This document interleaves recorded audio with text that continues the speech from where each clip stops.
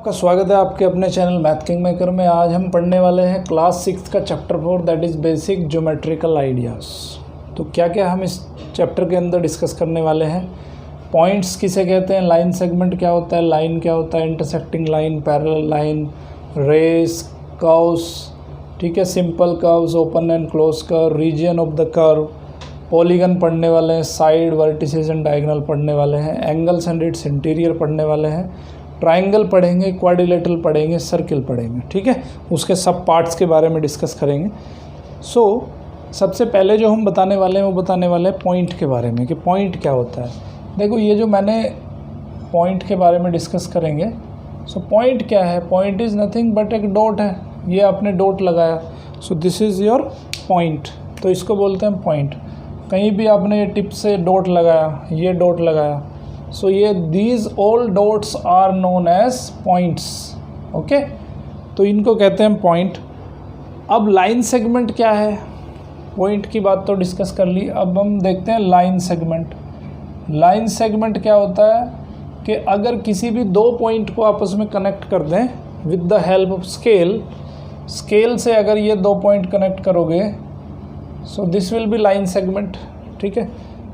ये भी line segment हो जाएगा, ये एक लाइन सेगमेंट हो जाएगा, एक लाइन सेगमेंट ये हो जाएगा, ठीक है।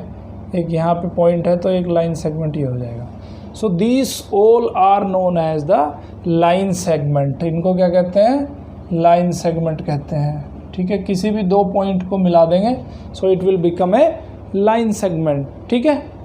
अब उसके बाद आता है थर्ड पार्ट के लाइन क्या होती है। लाइन का मतलब है कि इसको अगर आप एक्सटेंड कर दो, देखो ये लाइन सेगमेंट है, इस सेगमेंट को एक्सटेंड कर दो आप। एक्सटेंड का मतलब है कि इधर एक्सटेंड कर दिया हमने और ये एरो लगा दो। एरो का मतलब है कि ये line segment up to infinity तक जाएगी।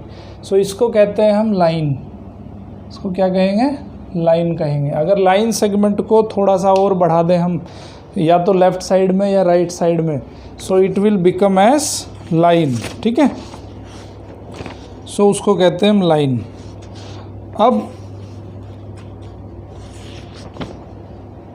अब पढ़ेंगे हम इंटरसेक्टिंग लाइंस, ठीक है। लाइंस के कुछ कैरेक्टरिस्टिक होती है, लाइन के कुछ टाइप होते हैं, उसके बाद पढ़ेंगे हम इंटरसेक्टिंग लाइन। देखो इंटरसेक्शन का मतलब है कि वो दोनों एक दूसरे को कट करेंगी कहीं ना कहीं।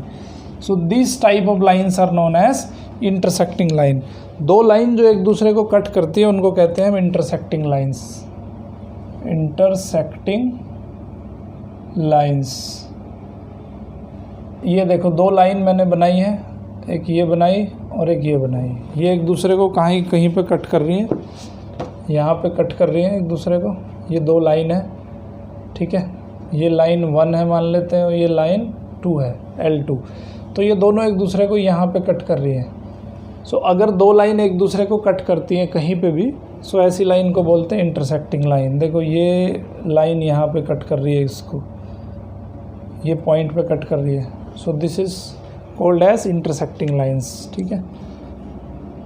एक ये लाइन है, ये लाइन इसको यहाँ पे कट कर रही है, इसको कहते हैं हम इंटरसेक्टिंग लाइन। और जिस पॉइंट पे कट करती है उस पॉइंट को कहते हैं इंटरसेक्शन पॉइंट। इंटरसेक्शन पॉइंट, जिस लाइन पे जिस पॉइंट पे कट करती हैं उस पॉइंट को क्या कहते हैं हम, इंटरसेक्शन पॉइंट। उसके बाद पढ़ते हैं हम पैरेलल लाइंस। पैरेलल लाइंस क्या है, देखो इंटरसेक्टिंग का अपोजिट होता है पैरेलल। ये एक दूसरे को कट करती हैं और वो एक दूसरे को कहीं पे भी कट नहीं करती हैं, पैरेलल लाइन बोलते हैं ऐसी लाइंस को, ठीक है। फॉर एग्जांपल, अभी पढ़ेंगे हम पैरेलल लाइंस। देखो जैसे ये एक लाइन मैंने बनाई है ना, ये एक लाइन मैंने बनाई है, इन दोनों लाइंस को कहते हैं पैरेलल लाइन, क्योंकि एक दूसरे को कहीं भी नहीं मिलेगी। देखो आप अपना स्केल रखो और स्केल के साथ साथ में एक लाइन ऐसे ड्रॉ करो, स्केल के साथ, और एक लाइन ऐसे ड्रॉ करो, ठीक है। एक स्केल के ऊपर ड्रॉ करो, एक स्केल के नीचे ड्रॉ करो। अब उनको दोनों को आगे आप कहीं तक भी बढ़ा दो, वो एक दूसरे को कहीं पे कट नहीं करेंगी। These type of lines are known as parallel lines, ठीक है। सो उनको कहते हैं पैरेलल लाइंस। जैसे आपने देखा होगा टेबल होती है आपकी, है ना, टेबल होती है कुछ इस तरह से। सो टेबल के जो फुट होते हैं, ये फुट है टेबल के, ठीक है, टेबल के फुट देखे आपने। सो ये भी एक दूसरे को कहीं कट नहीं करते, तो इनको क्या कहेंगे हम, ये हैं पैरेलल लाइंस, ठीक है, पैरेलल लाइंस। सो इनको कहेंगे पैरेलल लाइंस, क्योंकि वो एक दूसरे को कहीं पे कट नहीं करती हैं, ठीक है। उसके बाद पढ़ेंगे हम रे आपने देखा होगा कि लाइट की जो बीम पड़ती है ना, टॉर्च जब जलाते हैं तो एक बीम पड़ती है लाइट की, है ना। ये अगर यहाँ पे कहीं बल्ब जल रहा है, इस तरह से टॉर्च है, जैसे आप देखते हो सन है, सन का भी लाइट आ रही है। सो लाइट कैसे आती है, रेज़ की फॉर्म में आती है, ठीक है, बहुत सारी लाइंस की फॉर्म में आती है, इसको बोलते हैं rays. Okay, so these all are known as rays. Okay, so sun rays हैं, लाइट रेज हैं। ओके, सन से आने वाली जो रेज हैं उनको कहते हैं सन रेज, लाइट बल्ब से जो आने वाली रेज है उनको कहते हैं लाइट रेज। ओके, अब एक्सरसाइज नंबर 4.1 है। 4.1 इन्हीं पे बेस्ड है, पॉइंट्स पे, लाइन सेगमेंट पे, लाइन पे, इंटरसेक्टिंग लाइन, पैरेलल लाइंस और रेज पे। सो एक्सरसाइज 4.1 का पहला क्वेश्चन है, use the figure to name 5 points. So आपको ये 5 फिगर्स दिए हैं, इनमें पॉइंट्स बताने हैं, लाइन बतानी है कौन सी है, रेज बताने हैं और लाइन सेगमेंट बताने हैं, ठीक है। सो इसी से रिलेटेड क्वेश्चंस हैं यहाँ पे। ओके, उसके बाद पढ़ेंगे हम, अब इस चैप्टर में आगे पढ़ने वाले हैं हम। एक्सरसाइज 4.1 कर लो, अगर कोई डाउट है तो आप पूछ सकते हो। ओके, एक मैं यहाँ पे क्वेश्चन कर देता हूँ, क्वेश्चन देख लो एक, उसको सोल्व करते हैं और थोड़ा और इजी समझ में आ जाएगा फिर। ये क्वेश्चन है, इस तरह का एक फ्रेम है, ये कोई फ्रेम दिया हुआ है, ठीक है। इस फ्रेम के अंदर एक लाइन ये है, एक लाइन ये है,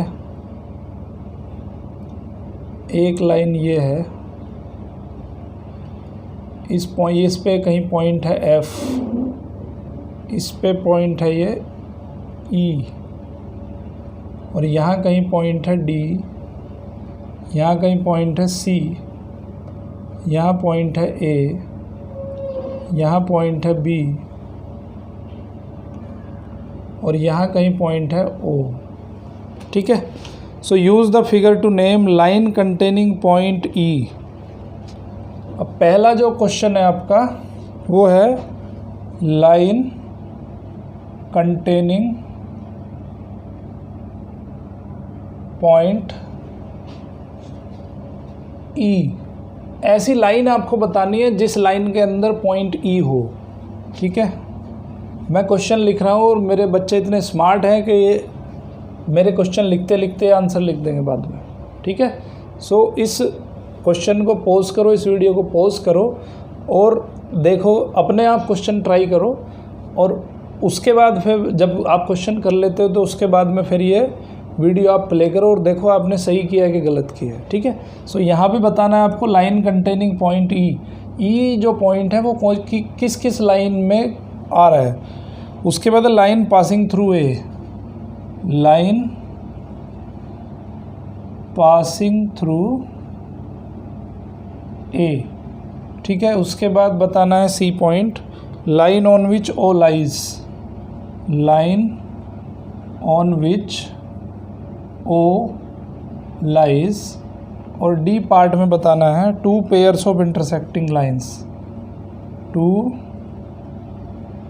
पेयर्स ऑफ इंटरसेक्टिंग लाइंस, ठीक है। ओके, अभी line containing point E point के ई जो पॉइंट है वो कौन कौन सी लाइन के अंदर है। देखो, एक तो ये वाली लाइन है ई है अवेलेबल, ठीक है। सो एक तो लाइन हो गई आपकी ए ई, ए से लेके ई तक जो लाइन है उसके अंदर ई कंटेन कर रहा है, डी से लेके ई तक जो लाइन है उसके अंदर भी ई कंटेन कर रहा है, बी से लेके ई तक जो लाइन है उसके अंदर भी पॉइंट ई कंटेन कर रहा है, और एफ से लेके ई तक जो लाइन है उसके अंदर भी पॉइंट ई कंटेन कर रहा है। ठीक है, सो ये हो गई आपकी लाइन कंटेनिंग पॉइंट ई। ठीक है, या अगर हम इसको 1 लाइन कहें, अगर इसको 2 लाइन कहें, ठीक है, सो हम कह सकते हैं कि लाइन 1 and 2। ठीक है, दोनों लाइन में ई पॉइंट अवेलेबल है, 1 के अंदर भी ई है और 2 के अंदर भी ई है। ठीक है, अब लाइन, अब इसको 1 कह दिया, इसको 2 कह दिया, इसको मान लेते हैं हम 3 लाइन्स। ठीक है, 1 2 3 लाइन हमने इसको नंबरिंग दे दिया। उसके बाद line passing through point A को पास होने वाली लाइन कौन सी है? ए को केवल ये 1 लाइन ही पास हो रही है, ए से केवल 1 लाइन ही पास हो रही है, बाकी तो ना ये वाली लाइन ए को क्रॉस कर रही है ना ये वाली ए को क्रॉस कर रही है।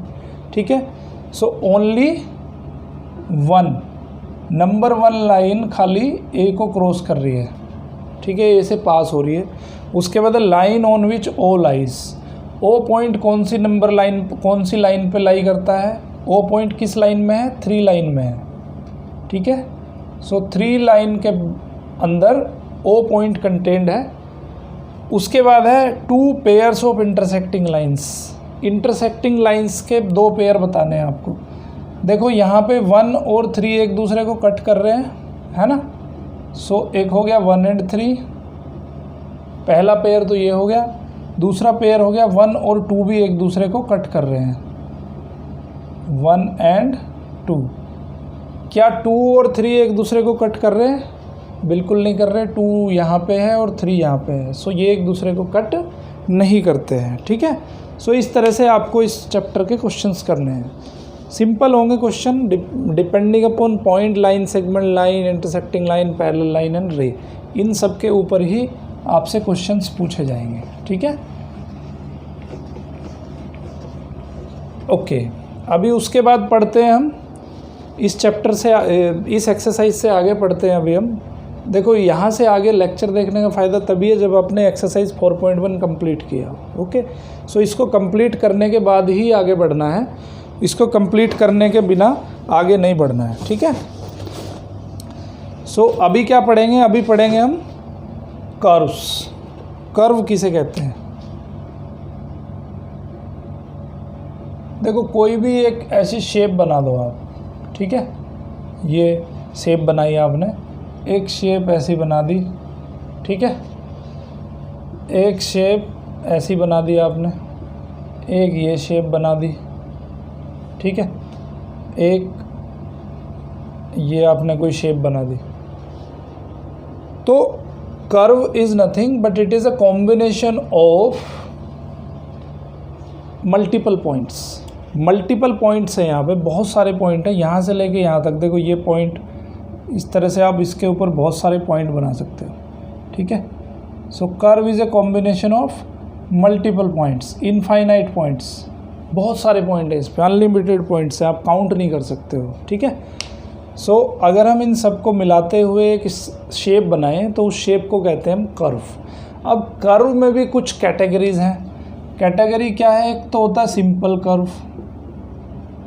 सिंपल कर्व कैसा है कि जो अपने आप को कहीं पे कट ना कर रहा हो, जहाँ पे कहीं पे इंटरसेक्शन ना हो रहा हो। जैसे ये वाला कर्व देखो आप, कर्व नंबर 1 कैसा है? ये अपने आप को कहीं पे रिट्रेस नहीं कर रहा है। बट कर्व नंबर 2 देखो, ये अपने आप को कई जगह पे कट कर रहा है। एक तो इस पॉइंट पे कट कर रहा है, यहाँ पे कट कर रहा है, यहाँ पे कट कर रहा है, यहाँ पे कट कर रहा है। ठीक है, तो ऐसे कर्व जो अपने आप को कहीं पे कट नहीं करते हैं, ऐसे कर्व को क्या कहते हैं? हम सिंपल कर्व कहते हैं। तो ये कैसा कर्व हो जाएगा? सिंपल कर्व हो जाएगा। ओके, ये भी कट कर रहा है अपने आप को यहाँ पे, तो ये सिंपल कर्व नहीं होगा। ये कट नहीं कर रहा है, सो ये कैसा हो जाएगा? ये सिंपल कर्व हो जाएगा। ये भी अपने आप को कहीं पे कट नहीं कर रहा है, सो ये भी कैसा कर्व हो जाएगा? सिंपल कर्व हो जाएगा। ठीक है, उसके बाद में आती है बात ओपन एंड क्लोज्ड कर्व की। सिंपल कर्व हो गया, उसके बाद है ओपन एंड क्लोज्ड, दो तरह के कर्व होते हैं। सिंपल कर्व जो होंगे वो दो तरह के होंगे। सिंपल कर्व को हमने दो कैटेगरी में डिवाइड कर दिया, ठीक है, एक हो गया ओपन और एक हो गया क्लोज्ड।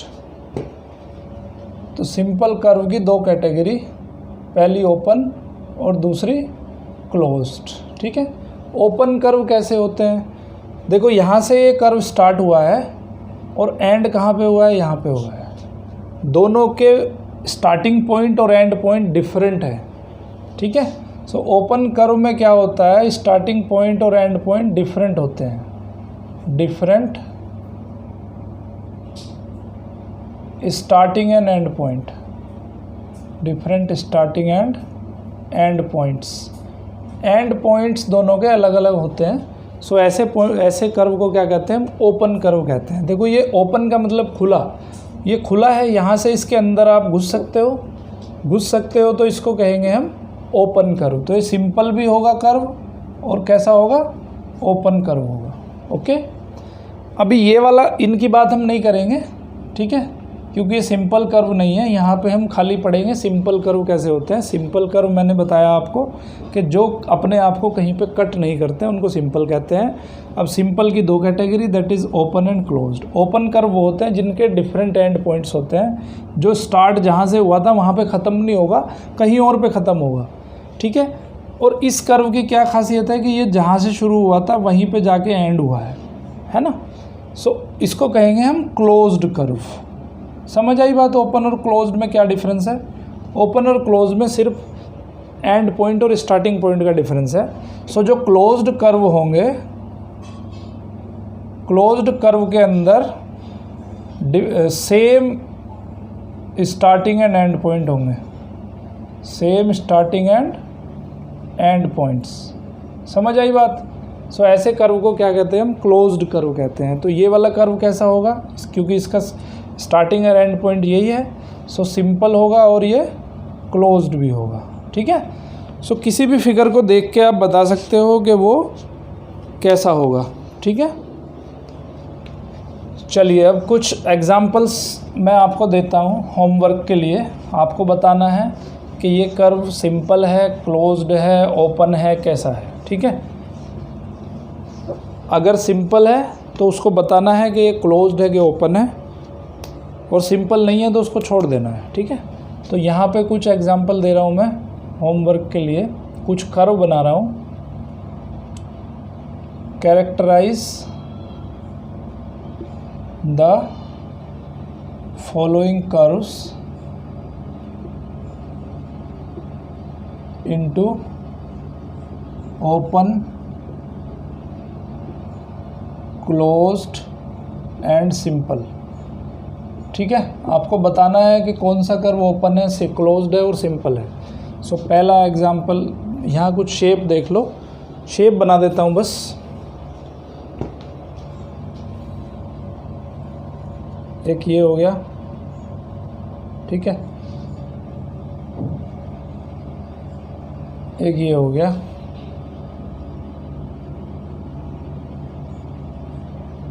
ये हो गया एक, ठीक है। ये 1 हो गया, 2 हो गया, 3 हो गया,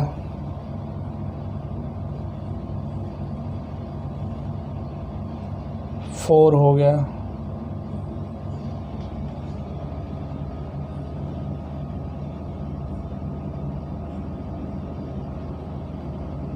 और ये हो गया 5, ठीक है। तो 5 क्वेश्चंस मैंने आपको दिए यहाँ पे। आपको बताना है कि इसमें सिंपल कौन सा है, क्लोज्ड कौन सा है, ओपन कौन सा है, ओके। आपकी बुक में भी एग्जांपल दिए हैं। और दूसरी एक चीज़ है कि अभी हमें पढ़ेंगे रीजियन क्या होता है। किसी कर्व का रीजियन से क्या मतलब है। रीजियन मतलब है कि उसका जो बाउंड्री है और बाउंड्री के अंदर वाला जो पार्ट है। ये क्वेश्चन नोट कर लो 5 के 5, ठीक है। 5 के 5 क्वेश्चन करने हैं आपको। कोई डाउट आता है तो पूछ सकते हो, कमेंट बॉक्स में जाके कमेंट कर सकते हो। डाउट आता है तो क्वेश्चन पूछ सकते हो। उसके बाद आता है region of the curve. Curve का रीजियन कैसे निकालेंगे, ठीक है। ये मान लेते हैं कोई सिंपल कर्व है आपका, इसका रीजन फाइंड करना है। देखो इसका रीजन का मतलब है कि कर्व की एक तो बाउंड्री, ये वाली जो बाउंड्री है चारों तरफ की बाउंड्री, और बाउंड्री के अंदर वाला जो पोर्शन है, ठीक है, ये पूरा पोर्शन, इसको कहते हैं रीजन ऑफ द कर्व। पूरा पोर्शन और इसकी बाउंड्री, ठीक है, interior and boundary of the curve.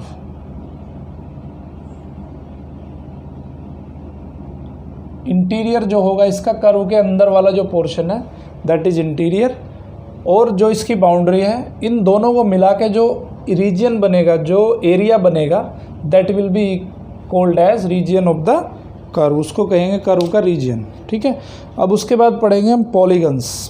Polygons क्या होता है? पॉलीगन्स में कुछ देखो, बहुत सारी अगर हम स्ट्रेट लाइंस को मिला दें, अगर कुछ लाइंस को हम मिला देते हैं तो एक शेप बन जाती है। जैसे एक लाइन ये है ना, एक लाइन ये बनाई आपने ए बी, एक यहाँ पे हमने सी तक बढ़ा दिया इसको, फिर हमने डी तक बढ़ा दिया, फिर हमने ई तक बढ़ा दिया, फिर हमने एफ तक बढ़ा दिया, फिर हमने इसको यहाँ से मिला दिया। तो ये कैसा है हमारा? सबसे बड़ी बात है कि क्लोज्ड कर्व होना चाहिए। पॉलीगन्स के बारे में पढ़ेंगे। सो पॉलीगन्स क्या होते हैं? सबसे बड़ी बात है कि क्लोज्ड कर्व होते हैं, पहली चीज़। ठीक है, दूसरी चीज़ क्या है कि it is a combination of line segments, combination of line segments, line segments का कॉम्बिनेशन है। और क्लोज्ड कर्व है तो वो पता ही है आपको कि पहला जो पॉइंट होगा वो किससे मिलेगा? आखिरी पॉइंट से मिलेगा। यहीं से शुरू हुआ था कर्व हमारा, ए से शुरू हुआ था और ए पे ही कर्व ख़त्म होगा। सो इसलिए क्लोज्ड होगा। और कॉम्बिनेशन ऑफ लाइन सेगमेंट, अगर हम इसके, ये देखो इसका हेड है, ये टेल है, इसके टेल से फिर दूसरी लाइन हमने ड्रॉ करी, फिर इसके टेल से दूसरी लाइन ड्रॉ करी, इसके टेल से तीसरी लाइन ड्रॉ करी, इसके टेल से ये लाइन ड्रॉ करी, इसके टेल से ये लाइन ड्रॉ करी।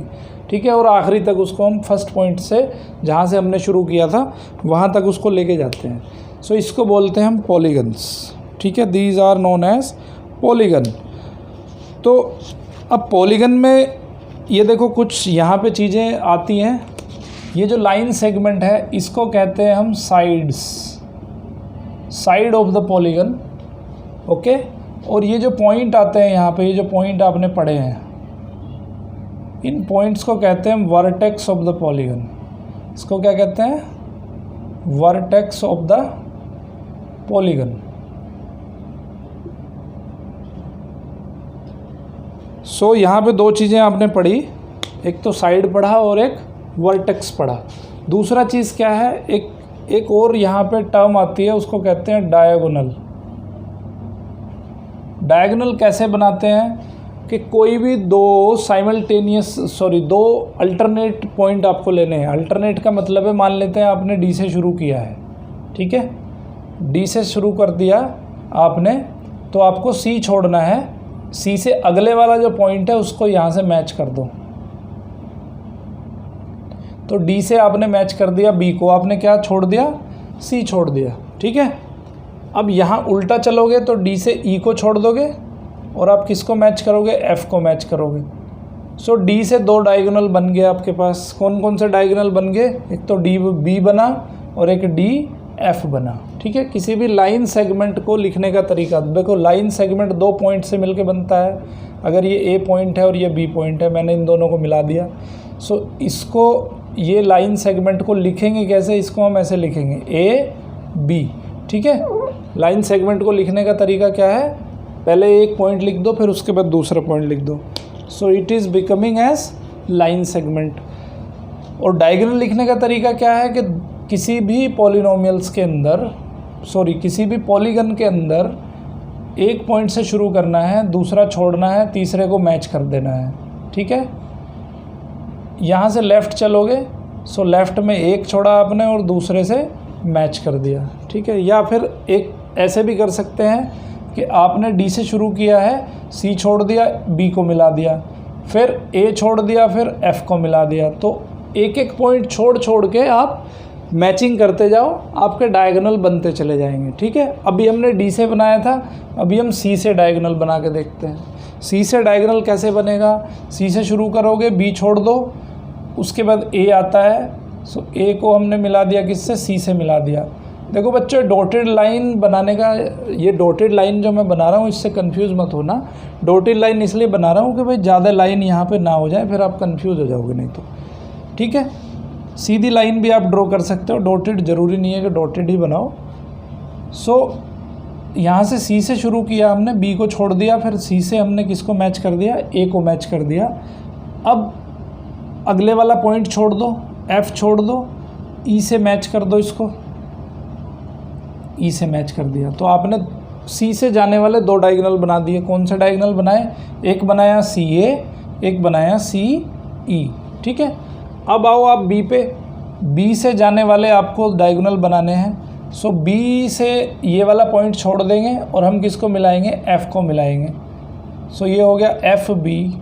ठीक है, अब एफ से तो आपने डायगोनल बना दिया, अब ई को छोड़ दो, फिर डी से बनाओ। तो डी से ऑलरेडी बना हुआ है ना, और बाकी इसमें डायगोनल बन नहीं पाएंगे क्योंकि हम लौट के फिर बी पे आ जाएंगे। उसके बाद ए से देखो, ए से डायगोनल बनाएंगे तो एफ़ को छोड़ेंगे, ए से ई को मिला दो, ए से ई को मिलाएंगे तो ये वाली लाइन बनेगी, है ना। फिर ई को, डी को छोड़ेंगे, फिर सी से मिलाएंगे, तो सी से मिलाएंगे तो ये वाली लाइन ऑलरेडी ड्रॉ कर दी हमने। फिर हम ई से डायगोनल देखेंगे, ई से डायगोनल कैसे बनेगा, पहले डी को छोड़ दो, सी को मिला दो, सी को मिला दिया, फिर बी को छोड़ दो, ए को मिला दो, ए को मिला दिया। ठीक है, सो यहाँ पे आपने देखा कि डायगोनल हमने कैसे ड्रॉ किए हैं। Very very simple. सो कभी भी किसी पॉलीगन के अंदर डायगोनल अगर ड्रॉ करने हैं आपको, तो आपको क्या करना पड़ेगा, आपको उसके अल्टरनेट पॉइंट्स को मैच करना पड़ेगा। अल्टरनेट वर्टेक्स, वर्टेक्स तो देखो सिंगुलर फॉर्म है, अगर इसकी प्लूरल फॉर्म लिखेंगे, वर्टेक्स की प्लूरल फॉर्म होती है वर्टिसिस, वर्टिसिस, वर्टिसिस इसकी प्लूरल फॉर्म होती है, प्लूरल ऑफ वर्टेक्स। ठीक है, तो किसी भी दो अल्टरनेट वर्टिसिस को आप मिला दोगे तो आपको क्या मिल जाएगा, डायगोनल मिल जाएगा। ठीक है, तो उसके बाद करनी है आपको एक्सरसाइज नंबर 4.2। 4.2 बहुत सिंपल है। 4.2 में आपको यही बताना है कि ओपन कर्व है, क्लोज कर्व है, डायगोनल ड्रॉ करना है, ठीक है, और साइड बतानी है। तो यही सारी चीज़ें एक्सरसाइज 4.2 के अंदर है। तो इस डे 1 को मैं यहीं पे ख़त्म करता हूँ। ठीक है, 4.2 खुद करनी है, आपको डाउट आता है कुछ पूछ सकते हो, कमेंट बॉक्स में जाकर कमेंट कर सकते हो। और अभी ये जो आगे वाला पोर्शन बचा हुआ है इसको मैं डे 2 में कवर करने वाला हूँ। ठीक है, सो चैनल को देखते रहिए, सब्सक्राइब करते रहिए, लाइक करते रहिए, शेयर करते रहिए। मिलते हैं हम डे 2 लेक्चर में। Thank you very much.